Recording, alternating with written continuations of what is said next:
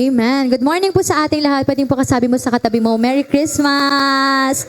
Amen. Ilang Sundays na lang po. Meron na lang po tayong 2 Sundays. Tama po ba? 2 na lang po. Ay, isa na lang.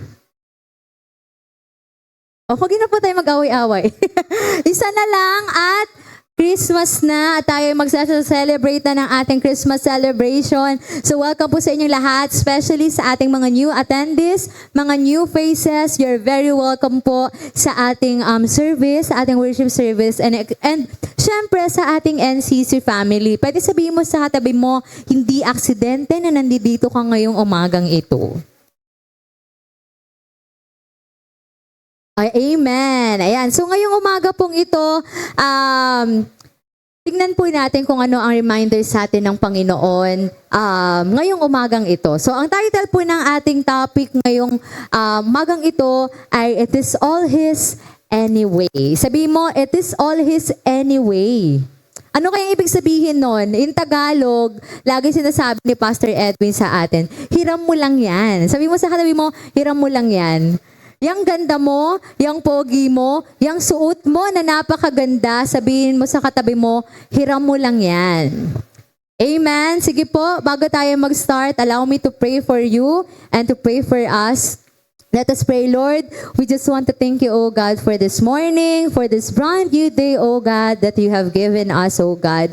We just want to thank you, O God, for the blessings, O God, that you continually pour out in our lives, O God. Thank you, Lord, for this opportunity, O God, to experience you, to know you more and more, O God, O Lord. Lord, open our hearts, open our minds, O God, that as we come before you, O God, may you clean our hearts, O God, and dinedeclare namin, O God, we declare, Lord God, na sa mga oras ito, Panginoon, na ikaw lang ang siyang maranasan namin, Panginoon, at ang patuloy naming makilala, Panginoon. Lord, allow us, Lord, to experience you, O God, na maging open kami, O God, sa bawat message na maririnig namin, O God, and help us, O God, to apply it, O God, in our lives, O God. We just want to thank you, Lord. Hindi kami aalis ng lugar na to na hindi namin nararanasan, O God, hindi namin nararamdaman ang presensya mo, Panginoon. Thank you, Lord. We declare special blessings sa bawat sana nandito, O God, na nagput ng time, ng effort, O God, to be in your presence, O God. We just want to thank you, Lord, and bless me, O God, as I share your words, O God. Equip me, O God, nawa, Lord, ay ma-share ko, Lord, ng maayos, O God, ang word, ang message na gusto mong ipahayag sa aming lahat, Panginoon. We thank you, Lord God. We love you. In Jesus' name we pray. Amen and amen. It is all His anyway, sa Kanya ang lahat. Amen? So sabi po sa Genesis 28:1, next slide. Ayan, sabi po dito sa ating next slide, sa Genesis 28 verse 1, be fruitful and multiply, and fill the earth and subdue it, and have dominion over the fish of the sea, and over the birds of the heavens, and over every living thing that moves on the earth. Ano pa po ang sabi sa Job 4:11? Next slide. Who has a claim against me that I must pay? Everything under heaven belongs to me. Luke 12:26. Next slide. Are not 5 sparrows sold for 2 pennies, and not one of them is forgotten before God? Amen. Ano ang gusto sabihin ng Panginoon ngayong umagang ito? Ang mga verses na binasa po natin is about creation stewardship. Amen. So ngayong umaga pong ito, ating pong pag-uusapan ang salitang stewardship. Sabihin niyo po, stewardship. Stewardship. Ano pang Tagalog ng stewardship? Stewardship, it comes from the word steward. Ano po ang Tagalog ng steward? Ano? Pamamahala. Tagapamahala. Ano pa pong ibang term? Or katiwala. Amen. Pag sinearch nyo po sa Google ang word na stewardship, it is a person who manages. It is a person who manages. A person is someone who manages resources and possession on behalf of another person or entity. Sabi daw po sa book ng New Testament, the word steward is rooted in the Greek word oikonomos, which means the manager of a household. Amen? Tingnan nyo nga po yung katabi nyo kung manager. Ay, wow, ibang klase. Ang lakas. Okay, sabi po dito sa book of New Testament, ang word daw po na stewardship comes from the Greek word oikonomos, which means the manager of a household. Next slide. Sabi po dito sa ating next slide, as a steward of the Lord, God expected us to manage His gifts wisely. Amen. Again, bigyan po natin ng emphasis yung sinabi sa atin na as a steward of the Lord, God expected us to manage His gifts wisely. In Tagalog, bilang katiwala daw po ng Panginoon sa lahat ng mga resources, possessions, and everything, ina-expect daw tayo ng Panginoon na maging isang mabuting katiwala ng mga gifts na ipinagkatiwala niya sa atin. Ang sabi niya, to manage His gifts wisely. May wisely, hindi lang sinabing to manage His gift. Ano ang kasunod? To manage His gift wisely. God trusted gifts to us represents as tree of our lives. Amen. So meron po ko isang book na nabasa na ang mga gifts daw na binigay sa atin ng Panginoon ay nagre-represent ng or maihahalin tulad or sumisimbolo sa isang puno. Amen. So as a tree, bilang isang puno na nagre-represent ng mga pinagkatiwala sa atin ng Panginoon, ano kaya yung mga bagay na pinagkatiwala sa atin ng Diyos? Amen. So tatawagin po natin itong the stewardship tree.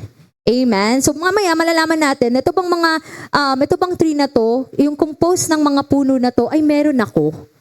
Mamaya i-assess natin yung sarili natin if we are a great steward of the Lord. Amen. So next slide. Ito po ang tinatawag nating the gift of the stewardship tree. Amen. So sino po nakakita ng puno? Kuya dyan lang? Wala si Kuya John pala ang nakakita ng puno. Mamaya, sabay-sabay po tayong lalabas at bababa at ituturo po natin ang puno, kung ano po ang puno. Sasamahan tayo ni Kuya Jun. Pero totoo, sino po nakakita ng puno? Medyo marami na din pala. Ayan, salamat sa Lord. Ayan, so ito po ang tinatawag nating the stewardship tree. So dito natin makikita kung ano ba yung mga bagay na pinagkatiwala sa atin ng Panginoon. Kasi pag narinig natin yung gifts, ano agad yung pumapasok sa isip natin? Talents. Ano ba yung mga pinagkaloob sa atin ng Panginoon? Pumapasok agad yung money, finances. Pero napakadaming bagay pala na pinagkatiwala sa atin ng Panginoon na dapat nating pamahalaan ng maayos. Amen. Amen. So number 1 daw po, sisimulan natin sa roots. Anong Tagalog po ng roots? Sino na po nakakita ng ugat? Yan, dumadami na ang nakakakita. So, ang roots daw po, it represents our time. Amen. So, sa tree daw po, sa stewardship tree, ang nire-represent daw po ng ugat ay time. O ang oras. Amen. Ang trunk naman daw po, ano pong trunk? Yung pinaka-stem. Yung stem naman daw po, it represents 2 things na pinagkatiwala sa atin ng Panginoon. Number 1 is talent, and next is temple. Ano yung temple? Our body as temple of God. Amen. So yung branches naman daw po, ano yung branches? Tagalog ng branches? Sanga. Wow, best in science po kayo.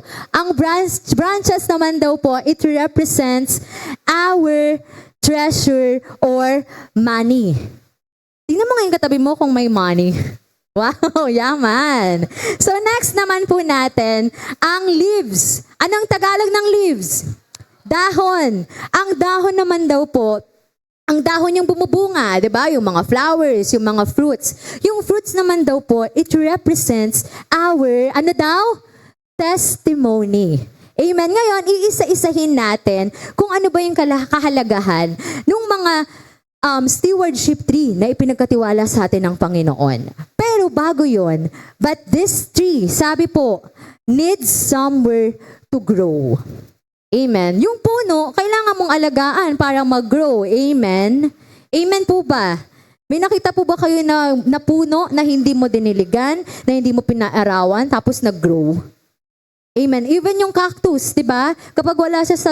Sino po nakakita ng cactus?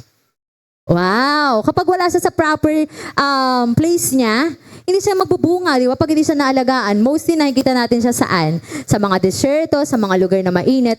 Yun yung kanyang likas para mag-grow. So katulad din daw ng ating stewardship tree. Sabi, this tree needs somewhere to grow. So as a steward of this tree, are we living an eco-friendly life? So sa tree daw po na kinocompose ng 5 T's na pinagkaloob sa atin ng Panginoon. Ask yourself, am I living an eco-friendly life? Ano ba yung number 1 kaaway ng mga puno? Ano ang number 1 kaaway ng mga puno? Starts with letter P, ends with letter N. Pollution. Amen. Pasayan sa tayo dito. Pollution daw po ang number 1 na kaaway ng tree. So, ganun din daw sa buhay natin, 'di ba? Sa mga bagay na pinagkaloob sa atin ng Panginoon.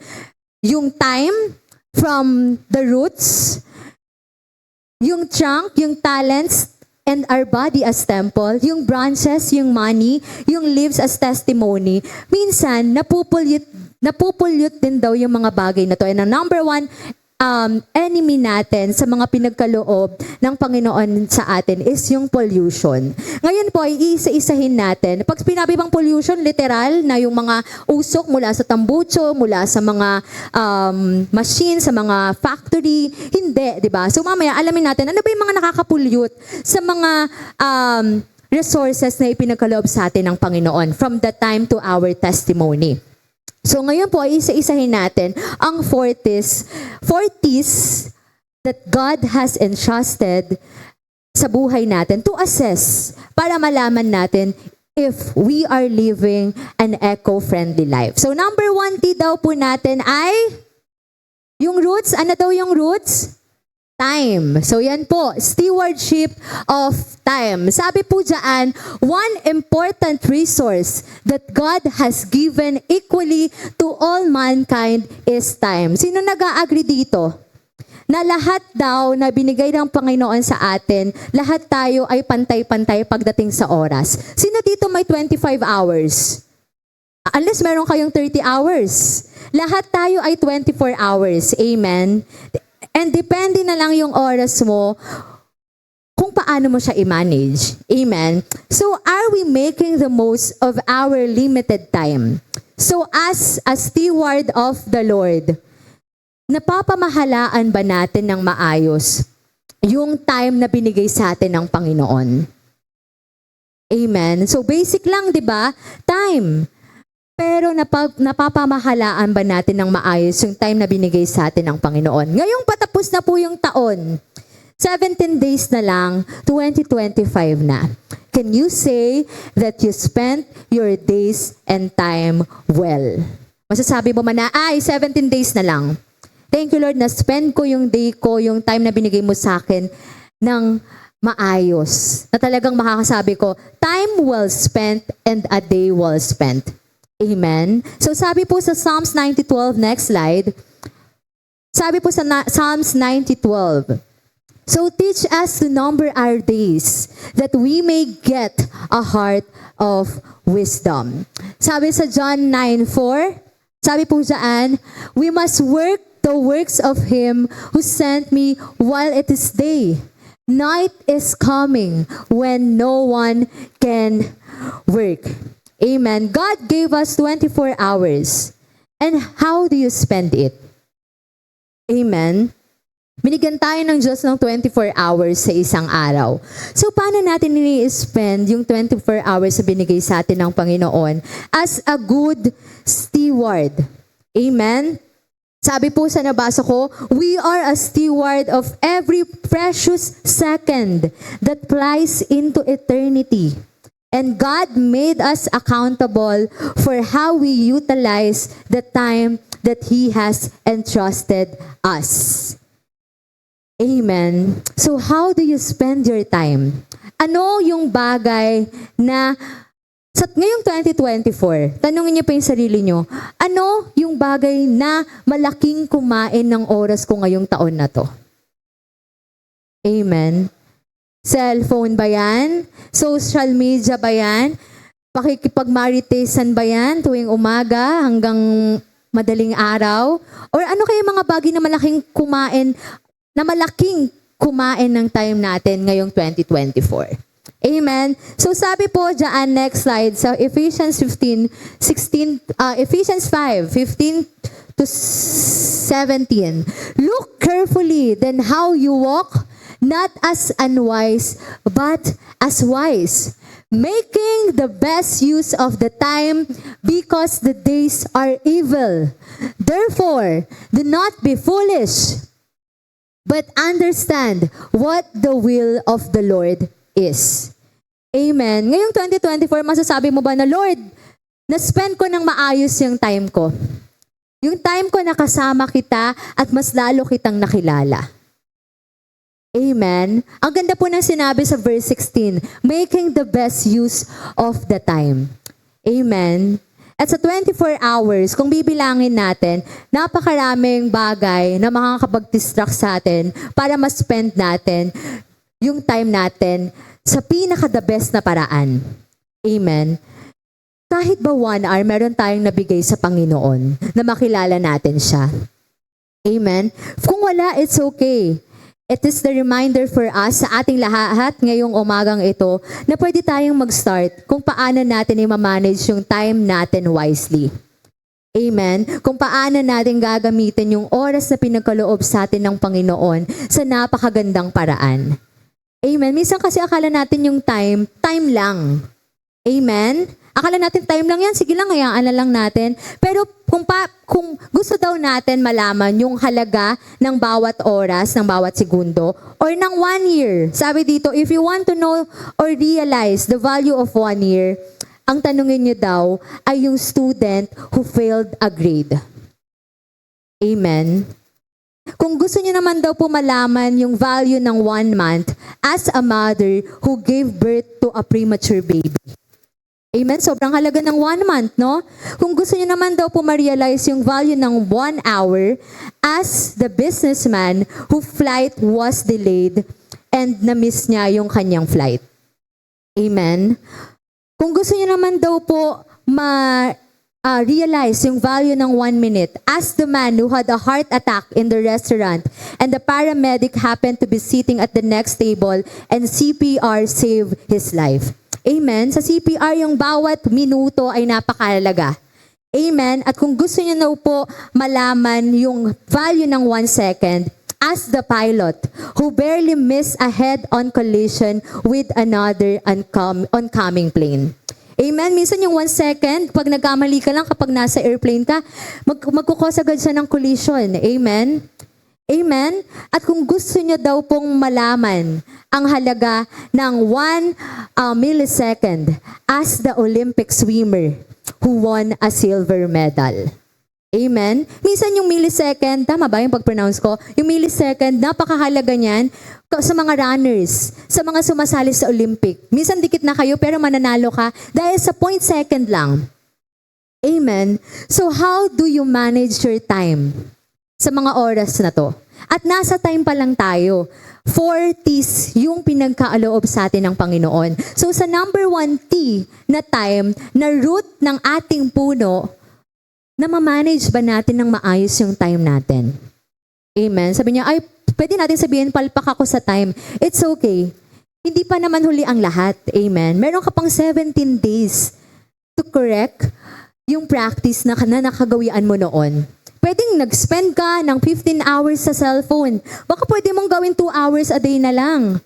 Amen? Tapos bawasan mo, ihati-hati mo. O 2 hours sa cellphone, 2 hours sa pagnunood ng Netflix, 2 hours naman sa pagligo, pagkain buong araw, o 1 hour babiyahe ka sa work, 1 hour para sa Panginoon, 1 hour sa quiet time, and 1 hour naman to reach out for a friend. Amen. Alam mo, na-realize ko ngayong 2024 po, napakalaking bagay na ang kinakain ng social media. Amen. And for the past few weeks, na during our pep talk with Pastor Edwin, na-remind ako na ngayong patapos na yung taon, kung i-autopsy, alam niyo po yung autopsy? Yung ginagawa sa mga patay or sa mga krimen para malaman kung ano yung, hindi ko alam kung tama ba? Para malaman natin yung cause. Kung i-autopsy natin yung time, yung days na na-spend natin ngayong 2024, ano kaya yung malaking yung malaking factor na kumain ng time natin? Amen? So, tipa lang yan, time. So, we will now proceed sa ating number 2, talent. Amen? May natututunan po tayo. Amen. So, number 2 is stewardship of talent. Sabi po dyan, God created each person with special aptitude. Ano ba yung aptitude? Meron tayong kanya-kanyang sariling kakayanan. Meron tayong sariling likas. Amen. Kung kanina yung time, lahat tayo same na binigyan ng 24 hours ng Panginoon. Pagdating naman daw po sa talents, may kanya-kanya tayong nature, may kanya-kanya tayong abilities, may kanya-kanya tayong kakayanan. Meron akong kakayanan na maaaring kaya kong gawin at hindi nyo kayang gawin. Meron naman kayong kakayanan na hindi ko kayang gawin, pero kayo lang yung makakagawa. Amen? Amen. So, open po your Bible in 1 Corinthians 12, 4-6. Sabi dyan, now, there are varieties of gifts, but the same Spirit. And there are varieties of service, but the same Lord. And there are varieties of activities, but it is the same God who empowers them all in everyone. Sabi po dito, may kanya-kanya tayong kakayanan. Maaaring kakayanan mo, magaling kang magtimpla ng kape. Maaaring ang kakayanan ng katabi mo, magaling naman siya pagdating sa mga arts and crafts, sa pagde-design. Yung katabi mo, magaling siya magluto. Ikaw, magaling ka namang kumain. Amen? So may kanya-kanya daw tayong gifts. Ganon din daw pagdating sa pag-serve sa Panginoon. May kanya-kanya daw tayong gifts, may kanya-kanya tayong talent. Maaaring ikaw magaling ka kumanta, maaaring kang magaling magtamburin. Pero yung gift mo naman, magaling ka naman sa pag-a-usher, paglilid ng tao papasok ng church. Pero meron lang daw tayong same na pinagsiservan. Meron lang tayong same na Diyos na pinagsisilbihan. Amen? Kung hindi si Jesus. Meron man tayong iba't ibang talent, pero we have the same God na pinagsisilbihan natin. Amen? Amen. So 1 Peter 4 verse 10. As each has received a gift, use it to serve one another as good stewards of God's varied grace. So, ngayong umaga pong ito, are we a good steward of the talents that God has entrusted us? Amen. So tayo po ba ay mabuting katiwala ng mga talents, mga giftings, skills, abilities, lahat na ng synonyms na meron yung talents? Tayo po ba ay mabuting steward ng talents na pinangkoloob sa atin ng Panginoon? So meron po akong gustong i-share sa inyo na story sa Bible about talents. So I'm sure very familiar na po kayo dito in Matthew 25:14-31. Ang parable po of the talents. So this story tells us about the story of a master and his servant. So sino yung mga servants na yon? Next slide. Yan. So isang araw daw po, habang papunta ng journey, yung master nila ng tatlong servants, yung master daw ay in-entrust niya, ipinagkatiwala niya yung mga golds na meron siya doon sa tatlong servants. Sa tatlong katiwala niya. From the talents na meron yung master, yung 5 talents daw po ay binigay niya sa first servant. Kay servant number 1. So yung servant number 1 ay nagkaroon ng 5 bags of gold. So yung servant 2 naman daw po ay meron namang 2 bags of gold. Yung servant 3 naman daw po ay merong 1 bag of gold. Ano sabi ng master? O sige, ito yung tatlo mong, ayan yung kanya-kanya ninyong talents. Bahala kayo kung paano ninyo yan papadamihin hanggang sa ako ay bumalik, sabi ng master. Until the day came na bumalik ulit yung master. So magkakaroon sila ng day to settle yung mga talents na pinagkaloob sa kanila ng master. So yung number 1 daw, si servant number 1 na naka-receive ng 5 talents, ano ang ginawa niya? Yung servant number 1 put his money to work. Nilagyan niya daw sa trabaho. Hindi natin alam kung anong ginawa niyang trabaho. Pero pinagtrabahuhan niya pa. Pinadami niya yung 5 gold talents. And that servant gained 5 bags more. So ilang bags na meron siya? 10. Dumami yung servant number 1. So yung number 2 naman daw, Master, ito ang aking talents. Binigyan mo ako ng 2 bags of golds. Ang ginawa ko ay pinagtatrabahuhan ko at nakagain pa ako ng 2 bags. Ilan meron na siya? 4. Yung servant 3 naman daw. Ang servant 3, anong ginawa niya? Master, natakot ako. Kasi alam ko kung ano yung meron ka, yung ugali mo na meron ka. Kaya natakot ako. Anong ginawa niya? Yung servant 3 daw ay nagdig ng hole, nagbungkal ng lupa at tinago yung 1 bag of gold na meron siya. Amen? Anong sabi ng Panginoon sa servant 1 and 2? Ang sabi ng Panginoon sa servant 1 and 2, nung nakita niya na nag-multiply, dumami yung 5 and 2 bags of golds na meron siya. Anong sabi? Well done, good and faithful servant. You have been faithful over a little. I will set you over much. Come and share with your master's happiness. Natuwa ba yung Panginoon? Amen. Nung nag-present na yung servant number 3, na sinabi niyang binungka niya ang lupa, tinago niya ang 1 bag na pinagkaloob sa kanya ng Panginoon. Ano ang sabi sa kanya ng master? You wicked and slothful servant, take the talent from him and give the talent to him who has 10 talents. Amen? Nagalit yung master. Ikaw tamad ka, kuwain ang 1 talent na meron siya at ibigay doon sa servant na napadami yung talents. Amen? Amen?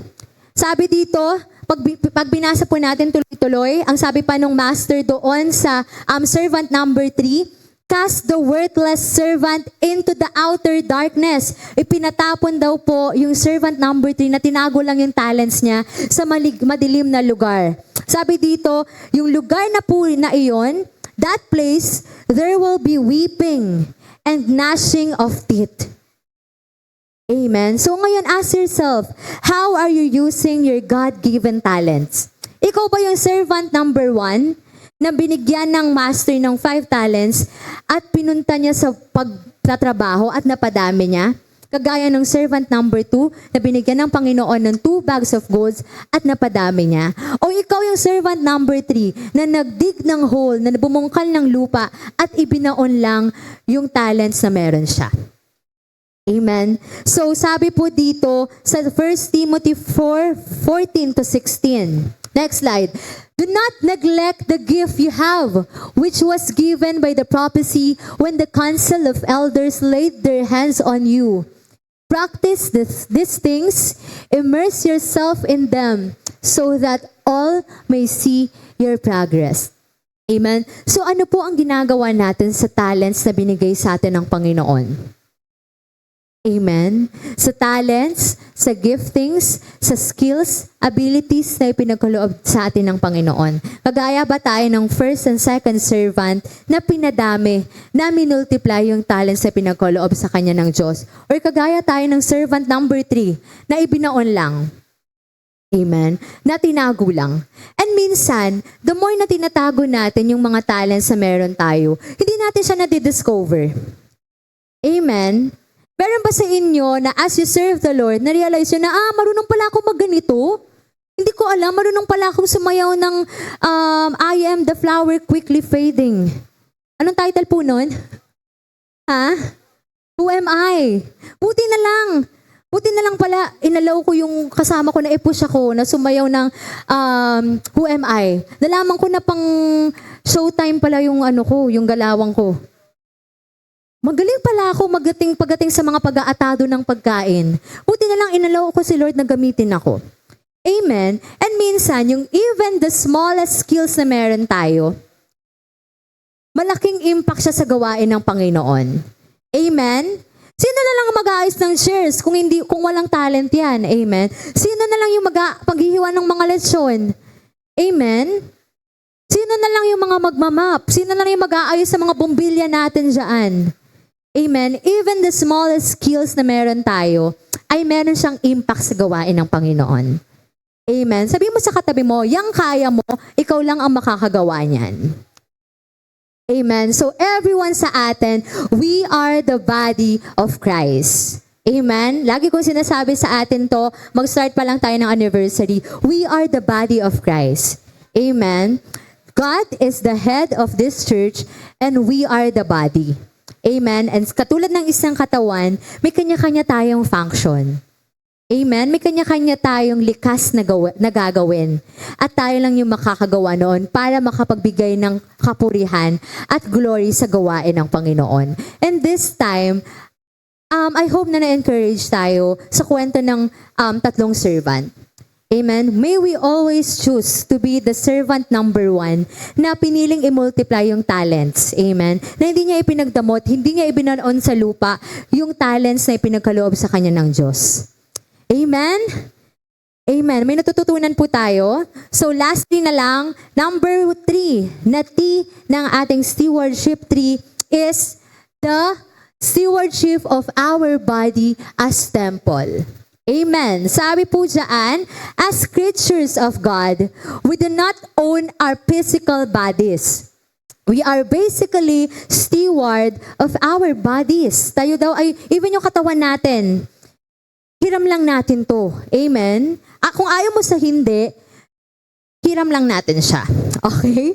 So, sabi dito, we are basically stewards of our bodies. As a result, we cannot use our bodies for activities that do not please the Lord. Amen. Sabi po sa Romans 12:1. Ano ang sabi sa Romans 12:1? Sabi po dyan, I appeal to you, therefore, brothers, by the mercies of God, to present your bodies as living sacrifice. As a result, as living sacrifice, holy and acceptable to God, which is your spiritual worship. Next slide. Sabi po dito, the Lord expects us to take care of our own bodies, to remain in good health. Ano ang sabi po sa next slide, Jordan? Sabi dito, sa 1 Corinthians 18 verse 20, equals na yan. Do you not know that your body is a temple of the Holy Spirit within you, whom you have from God?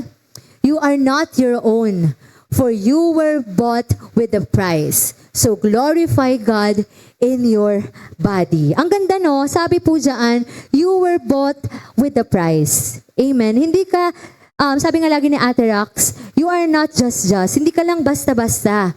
Amen. You were bought at a price. Amen. Ang mahal mo. Amen. Sabihin mo sa katabi mo, you were bought at a price. Amen. Next slide. Sabi dyan, sabi kanina, the Lord expects us to take care of our own bodies to remain in good health. Amen. Even yung katawan natin na pinagkatiwala lang sa atin ng Panginoon. How do we take care of our bodies? Amen. So sobrang busy ng buhay na ito, paano natin napapangalagaan yung katawan na binigay sa atin ng Panginoon? Amen. Meron pa ba tayo, nakakawa pa ba tayo ng 7 hours sleep? Nakakainom ka pa ba ng 8 glasses of water a day? O puno-puno na ng soft drinks yung katawan mo? Are we living a healthy lifestyle?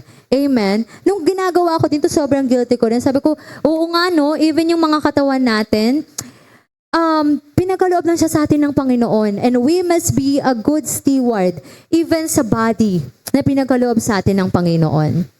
Amen. So ask yourself, am I living a healthy lifestyle in order to be a good steward of the Lord? Amen. Ang gusto ng Panginoon to remain in good health. Ano ang sabi sa 3 John 1:2? Beloved, I pray that all may go well with you and that you may be in good health as it goes well with your soul. Amen. Ang gusto ng Panginoon na lagi tayong in good health. Pero gusto ba natin tayo mismo ay nasa good health tayo? Gusto natin minsan good health tayo. Pero what are the practices or lifestyles na meron tayo everyday? Amen. Amen. Pag sinabing lifestyle, hindi lang physical. Pagdating sa emotional lifestyle natin, physical lifestyle, emotional lifestyle, ano ang laman ng mind mo everyday? Pagdating din sa lalo spiritually, sa spiritual lifestyle natin, kamusta ang spiritual life mo? Naniniwala ako na if okay yung spiritual life mo, it will add sa pangkabuuang well-being mo. Amen? Amen? Kung ano yung spiritual life mo, minsan mag-reflect siya sa the way how you react, how you perceive things, how you make decisions sa buhay mo. Amen? Amen. So may natututunan po tayo. So even though yung body natin as temple, we must be a good steward ng ating body. Amen. Dahil sabi nga, hiram mo lang yan. Sabi mo sa katabi mo, hiram mo lang yan. Yang ganda mo, yang pogi mo, yang napakaganda mong suot, hiram mo lang yan. Amen? Amen. So, last 2 na lang po tayo. Ano yung isa nating T? Time. Ano pa yung isang T? Talent. Next. Body as temple. And next naman po is stewardship of our treasure or money. Amen. Ba't kaya natin kailangan pag-aralan, di ba? Even yung mga resources na meron tayo. Sabi po dyan, as God's people, it is important for us to remember that we are only stewards of the treasure.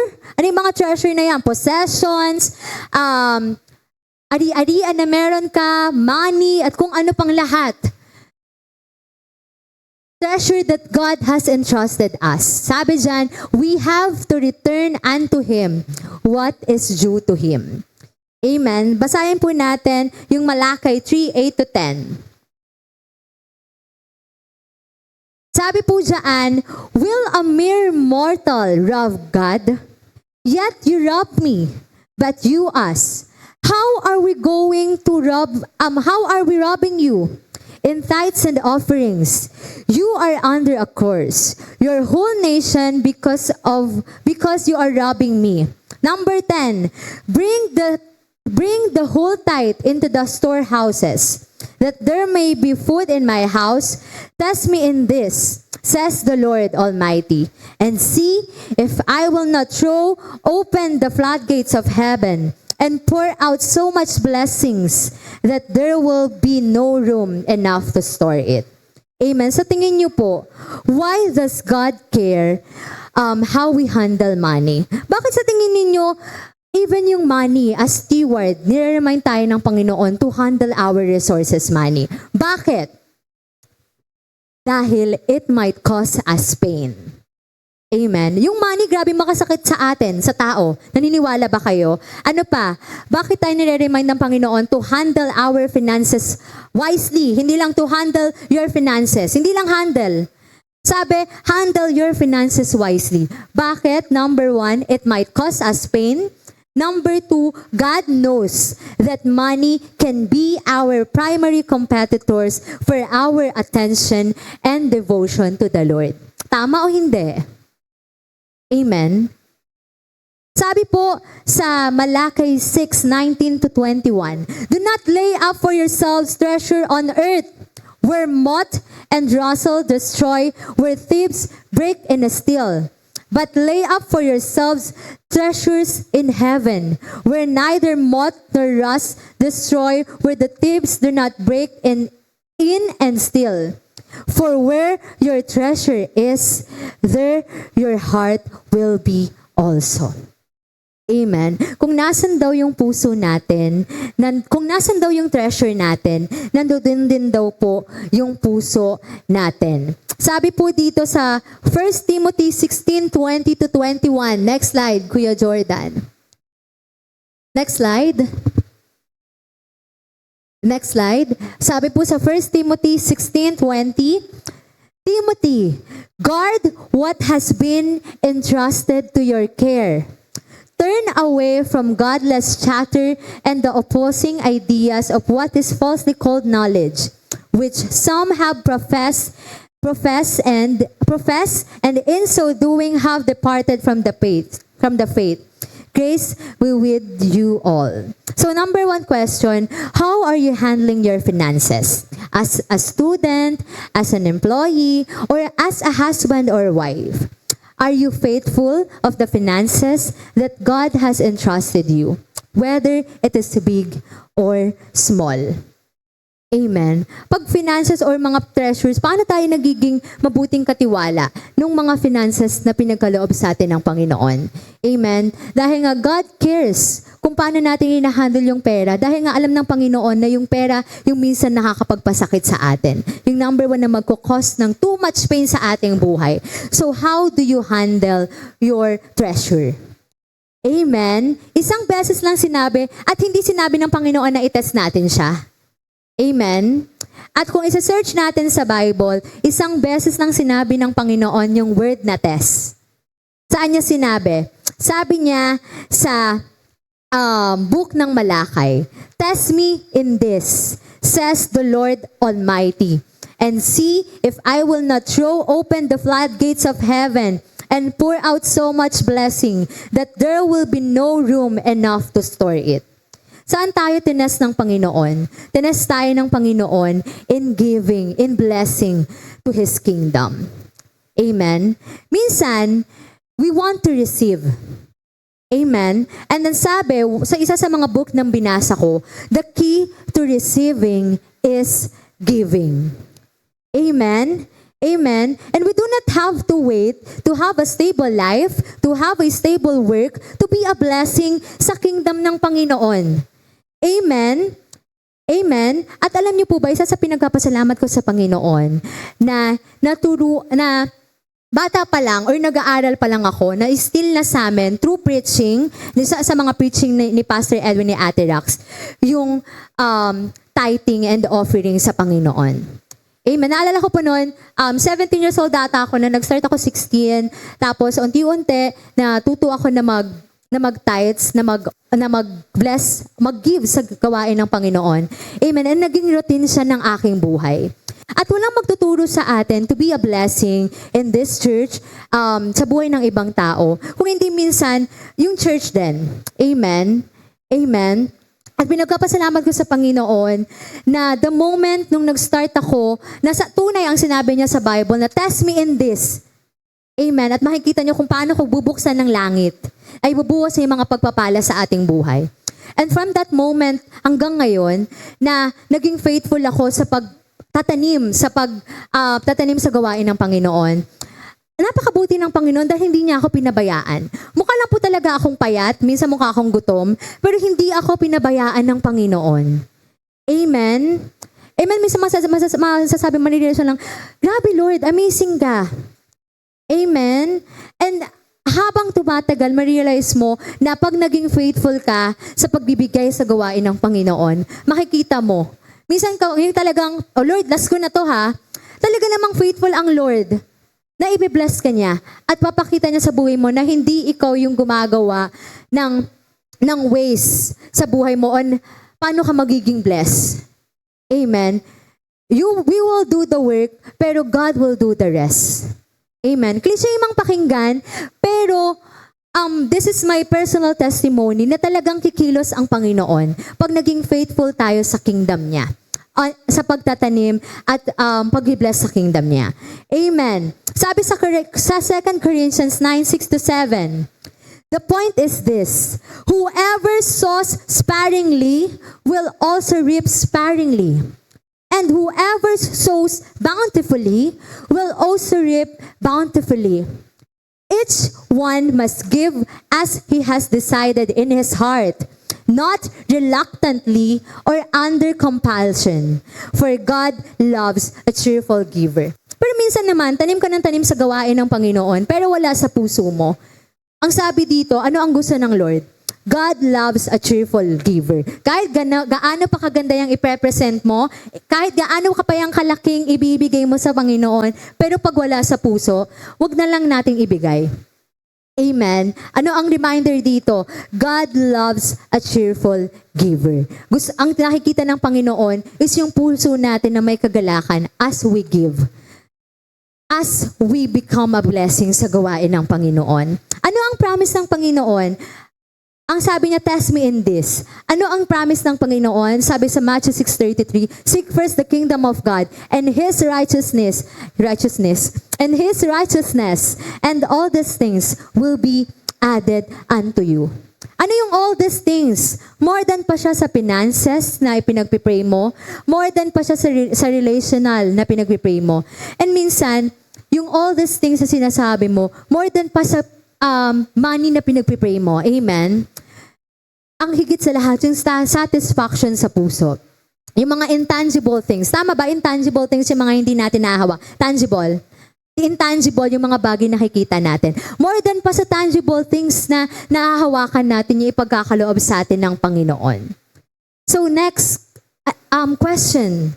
Ulit. Are you spending your money wisely? At ang gandang reminder, ngayong December, yung mga makakatanggap dyan ng 13-month pay. Yung may mga bonus dyan. Wala naman akong bonus, hindi para sa akin yan. Wala naman akong 13-month pay. So, kung wala kang bonus, kung wala kang 13-month pay, how do you handle your resources? Yung income mo, every day. Amen. So, how do you handle your finances as a student? As employee? Amen? Or kung ano man yung pinagkakakitaan mo, ano man yung bread and butter mo. How do you handle your treasure as God steward? Amen. Amen? Amen. So I hope maging reminder sa atin tong lahat na even sa mga resources na meron tayo, possessions man yan, ari-arian man yan, God is reminding us to be a good steward even ng mga money, whether it is small or big, na ipinagkaloob niya sa atin. Amen? So last po natin na T is stewardship of our testimony. Amen. Sa 3 daw po, sa puno na pinakita natin kanina, kung yung time, yung roots represents our time, yung trunk represents our talent and body as temple of God. Yung branches represents our treasure. Yung leaves naman daw po, it represents our testimony. Amen. Sabi dyan, the Lord expects us that His children will always tell of His goodness in the lives of the people that they come into contact with. Amen. Sabi po dito sa 1 Peter 3:15. Next slide. But in your hearts, revere Christ as Lord. Always be prepared to give answer to everyone who asks you to give the reason of the hope that you have. But do this with gentleness and respect. So, it is as a Christian, it is our Christian duty to let the world know what Christ has done for us. So, tanongin mo yung sarili mo, when was the last time you told somebody about what Christ has done for you? Kailan yung last na share mo sa ibang tao yung kabutihan ng Panginoon na ginawa niya sa buhay mo. And everyday naniniwala ako, anong sabi ng Panginoon? Yung mercy daw sa atin ng Panginoon is new every morning. Amen? Yung steadfast love and mercy ng Panginoon sa atin is new every morning. Laging sariwa bawat umaga. So as Christian, as steward of our testimony, when was the last time that you told somebody about your story? About yung kabutihan ng Diyos sa buhay mo? Amen? Sabi po sa Colossians 4:5-6, be wise in the way you act toward outsiders, but make the most of every opportunity. Let your conversation always full of grace and seasoned with salt, so that you may know how to answer everyone. Ang ganda, no? Sabi po dyan, let your conversation always full of grace and seasoned with salt. Ano yung salt? Di ba pampalasa? Pampalasa yung salt. So yung every pag-share daw natin, yung every opportunity na i-grab natin, kailangan daw yung ma-share natin ay may lasa. Amen? Yung may lasa na to the point na mabibless yung kausap mo at makikilala niya kung sino ang Diyos sa buhay mo. Amen? At paano natin mai-spread yung seasoned na conversation natin? It will start sa outside, sa labas. Amen. How do we interact with outsiders? How we interact sa mga taong hindi pa kilala sa ang Panginoon? Kung paano tayo sa labas kapag merong hindi nakakakita sa atin? Amen. Yung conversation ba natin are always seasoned with salt? Or mapakla na yung conversation natin sa iba, matabang? Amen. Pero God is reminding us na even in our testimonies, we must be a good steward. Amen. Amen. At na-realize ko na kapag good steward ka of your time, your body as your temple, your talents, your treasure, it will be easy for us to share a good testimony sa ibang tao. Amen. Kapag ayos yung 4 T's, yung 3 T's, from the time, talents, treasure, our body as temple of God, maayos ang testimony natin. Amen. At yung ibang tao sa labas, minsan nag-aantay lang sila na magkamali tayo. Amen. Para may ibabato sila sa atin. Kaya it is a good reminder na wag natin bigyan ng foothold yung ibang tao para questionin yung paglilingkod natin sa Panginoon. Amen. Kailangan maganda tayong kwento. Amen. Kung magiging kwento ka, kanina nga kagabi, usapan yung sa GC namin yung marapit na daw sila maging kwento. At syempre, kung magiging kwento ka, gusto mo maging magandang kwento. Amen. Gusto mo maging magandang living testimony, lalo doon sa mga outsiders na hindi nakikilala sa Panginoon. Amen? Kasi ang pinakamaganda nating gift sa ibang tao para makilala ang Panginoon is our story, whether we like it or not. Yung kwento natin on how we live our lives, yung magiging tool natin para ma-reach out natin yung ibang tao. Amen? It will start sa ating family, sa ating friends, palabas sa ating neighbors, palabas sa mga coworkers natin, sa workmates natin, at buong sphere of influence natin. Madali ba? Hindi. Amen. Pero glory by glory, grace by grace, unti-unti. Amen. Amen. Nahiya ako mag-share ng testimony ko sa ibang tao, kaya ang pinag-uusapan na namin kung ano-ano na lang. Kung sino-sino na lang. Amen. Ano ang sabi ng Panginoon sa 1 Timothy? For God gave us the spirit of fear, but not of power and of love, and of a sound mind. Hindi daw tayo binigyan ng Panginoon ng spirit of fear. He gave us the power and love and a sound mind that we may be able to share our good testimony sa ibang tao. Amen? I hope na naging magandang reminder po sa ating lahat na as steward of the Lord, we must be a good steward of our time, of our talents, our body as temple of God, our treasure, money, whether it is small or big, we must be a good steward. And most especially ng our testimony. Amen. May natutunan po ba kayo? Amen. So, salamat sa Panginoon. Salamat po sa inyong lahat. So, bago ko po kayo iwanan ngayong umagang ito, ask yourself, sa 40s na binigay ko, saan ako mahina dito? Mahina ba ako when it comes to managing my time? Mahina ba ako when it comes to managing my talents? Or my physical body, my physical well-being. Or mahina ako when it comes to managing or budgeting my own money. Lord, tulungan mo ako dito kasi alam mo ito yung makakasakit sa akin. So Lord, allow me to be better when it comes to managing these resources na pinagkaloob mo sa akin. Or mahina ka when it comes to sharing your testimony. Wala tayong ibang malalapitan at mahihingian ng help, ng guidance, kung hindi sa Panginoon lamang. Amen? Amen. So I hope ngayong umaga po ay na-remind tayo to be a good steward, mabuting katiwala ng lahat ng bagay na ipinagkaloob sa atin ng Panginoon.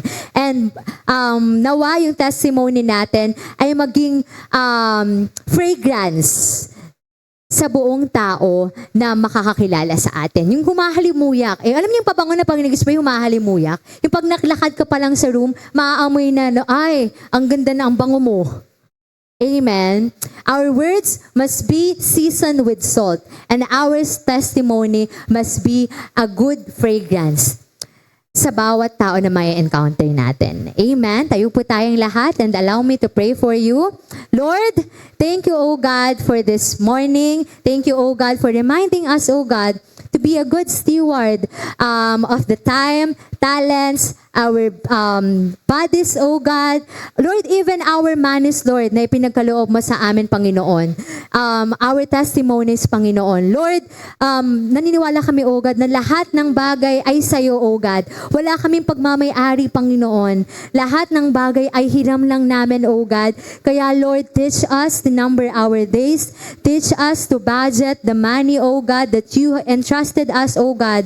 Even, Lord, the story, O God, na ibinigay mo sa amin, Panginoon. Yung time na meron kami everyday, Panginoon. Lord, humihingi kami sa iyo, O God, ng guidance, ng knowledge and wisdom, O God, na mabudget namin, O God, yung bawat resources na ipinagkaloob mo sa amin, O God.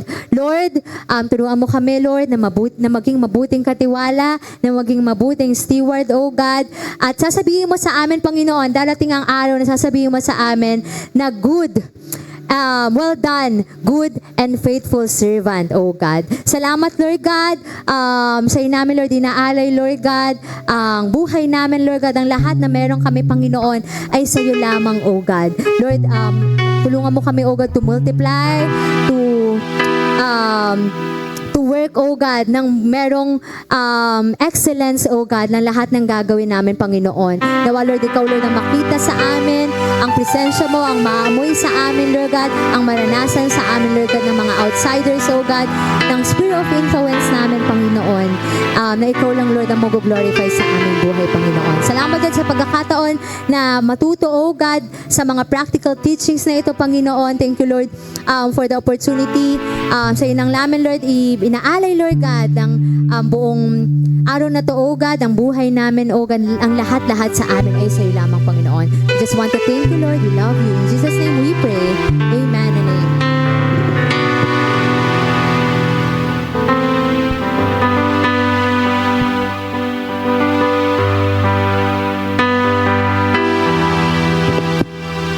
Okay po, sa mga upuan po, may mga violet pouches po dyan. Then may nakalagay po sa loob niyan na pwede niyo pong gamitin para makapagbalik sa Panginoon. Sabi sa Luke 6:38, magbigay kayo at kayo'y bibigyan ng Diyos. Hustong takal, siksik, liglig at umaapaw pa ang ibibigay sa inyo. Sapagkat ang panukat na ginagamit ninyo sa iba, ay siya ring gagamiting panukat sa inyo. Let's pray po. Lord, maraming salamat po sa umagang to, Lord God, na binigyan niyo po kami ng pagkakataon, Lord God, na makapagtipon-tipon sa presensya niyo, Lord God. Lord, tulungan niyo po yung bawat isa, Lord God, na mag-grow at mag-deepen yung relationship nila sa inyo, Lord God. Ipaalala niyo po sa kanila, Lord God, na makapagbigay po sila ng sapat na oras sa araw-araw, Lord God, para sa iyo, Lord God. And Lord, bigyan niyo rin po ng desire yung mga puso namin, Lord God, in maximizing our talents to serve and to deepen our relationship with you. Lord, salamat po sa lahat ng blessings na binibigay niyo po sa bawat isa sa amin, Lord God. Never niyo po kaming pinagkulang sa araw-araw, Lord God. And Lord, turuan niyo po yung bawat isa na ma-handle po yung mga blessings and resources na binibigay niyo po sa amin ng maayos, Lord God. And Lord, I pray po, Lord God, sa lahat ng magbibigay ng bukal sa kanilang mga puso, Lord God, na ibabalik niyo po sa kanila to ng siksik, liglig at umaapaw, Lord God. I pray din, Lord God, na patuloy po silang maging channel of blessings ng kanilang mga pamilya, Lord God. And sa mga may work, Lord God, I declare promotion, Lord God, and strength sa araw-araw nilang pagpasok, Lord God. Sa mga business owners, Lord God, I declare provision, Lord God, at nawa po, Lord God, patuloy niyo pong palaguin yung mga business nila, Lord God. Sa mga students, Lord God, I pray for knowledge and wisdom sa pagpasok at pag-uwi po nila galing sa school, Lord God.